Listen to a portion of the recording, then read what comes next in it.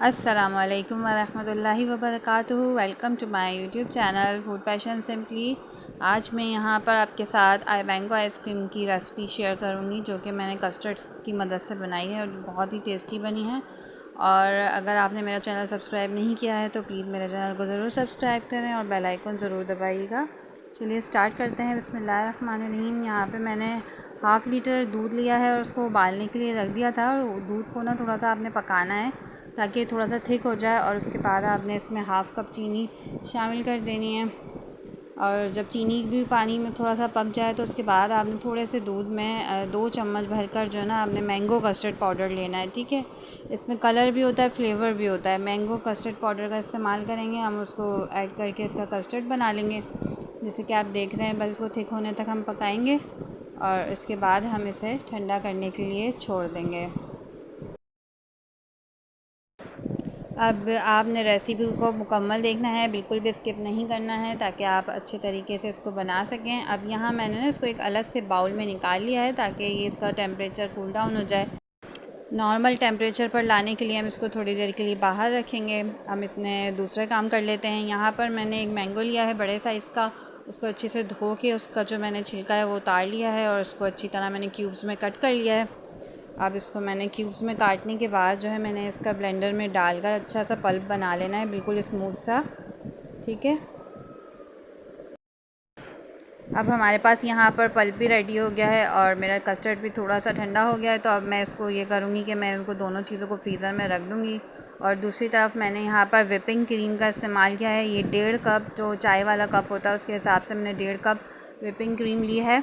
और इसको बहुत अच्छी तरह मैंने ठंडा करा हुआ है। ये बिल्कुल चिल्ड है और इसमें यहाँ तक कि बर्फ़ भी बनी हुई थी।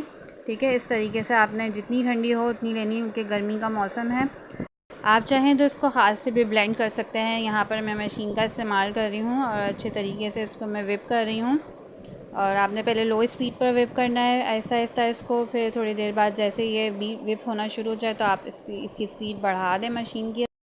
3 से 4 मिनट लगेंगे इसको सॉफ्ट पीक होने तक। हमने इसको बीट करना है 3 से 4 मिनट के लिए।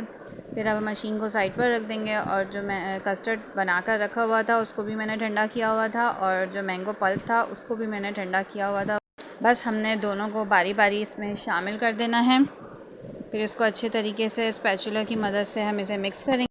पहले हम इसको हाथ से भी मिक्स कर सकते हैं। मैंने थोड़ा सा इसको हाथ से मिक्स करने के बाद जो है ना, फिर मैंने इसमें थोड़ा सा बीटर चला दिया था ताकि ये अंदर से नीचे भी जो अगर क्रीम बैठी हुई है वो भी अच्छी तरह से मिक्स हो जाए। अच्छा, अब यहाँ पर जो है ना पैकेट वाली टेट्रा पैक की क्रीम भी इस्तेमाल कर सकते हैं, लेकिन वो मैंने इसलिए इस्तेमाल नहीं करी कि ये बड़ी रीज़नेबल है और थोड़ी सी डलती है, कम कीमत में भी आती है और अच्छे बड़े पैमाने पे यानी ज़्यादा क्वांटिटी में आपकी आइसक्रीम तैयार हो जाती है। ये बहुत फ्लफ़ी होगी ना, फूलती है, वो इतनी ज़्यादा नहीं वॉल्यूम पैदा करती जितनी ये वाली क्रीम आपको वॉल्यूम देती है। बस ये हमारी यहाँ पे आइसक्रीम रेडी हो गई है। अब इसको मैं एयर टाइट कंटेनर में निकाल लूँगी, या जो भी आपके पास सांचा हो या कोई भी बर्तन हो उसमें आप इसको डाल दें अच्छे तरीके से। मेरे पास यहाँ पे बाउल था, मैंने इसमें निकाला और ये काफ़ी ज़्यादा क्वांटिटी में बनी थी। तकरीबन यहाँ पे मेरे एक बड़ा बाउल, एक छोटा बाउल बना था, और उसके साथ मैंने बच्चों की जो आइसक्रीम स्कूप्स होते हैं वो भी बनाए थे। और दूसरी बात, यहाँ पे आपने ये करना है, मैंगो के चंक्स जो हैं इसके अंदर भी मिक्स कर सकते हैं और आप इसके ऊपर भी लगा सकते हैं, जैसे कि मैंने लगाए हैं गार्निशिंग के लिए। इसका बड़ा मज़ेदार टेस्ट आता है, ज़रूर ट्राई कीजिएगा आप। ये बड़े मज़ेदार आइसक्रीम बनी थी और बहुत टेस्टी बनी थी। बस आपने यहाँ इसको भरने के बाद जो है 8 से 9 घंटे के लिए आपको वेट करना पड़ेगा मज़ेदार सी आइसक्रीम खाने के लिए, और ओवरनाइट भी आप इसको रख सकते हैं। ये लीजिए जनाब, हमारी यहाँ आइसक्रीम बिल्कुल रेडी हो गई है और बहुत अच्छी जमी थी, इसमें कोई आइस क्रिस्टल भी नहीं था।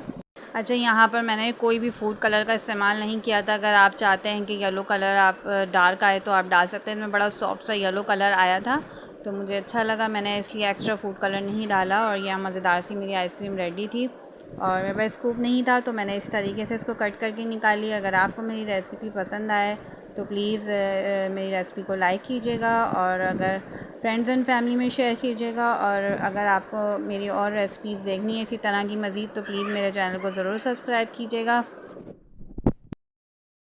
ये बहुत सॉफ़्ट और बहुत क्रीमी आइसक्रीम बनकर तैयार हुई थी। जितनी कीमत में आप बाज़ार से 1 केजी का पैक आइसक्रीम का ख़रीदते हैं, ये उतनी उतनी ही कीमत में कई गुना ज़्यादा आप क्वांटिटी में बना सकते हैं और कोई मुश्किल नहीं है इसको बनाना। बग़ैर किसी प्रिजर्वेटिव के, बग़ैर किसी केमिकल के आप अपने बच्चों को ये फ़्रेश आइसक्रीम खुद घर में बनाकर खिलाएँ। बहुत ज़बरदस्त बनती है ये। और आप ऊपर से सर्विंग के टाइम पर इसमें मैंगो चंक्स शामिल कर दें। और ये बहुत टेस्टी और बहुत ही मज़ेदार है। और प्लीज़ ज़रूर फैमिली एंड फ्रेंड्स में शेयर कीजिएगा और मुझे ज़रूर फ़ीडबैक दीजिएगा। Thanks for watching. अल्लाह हाफ़िज़।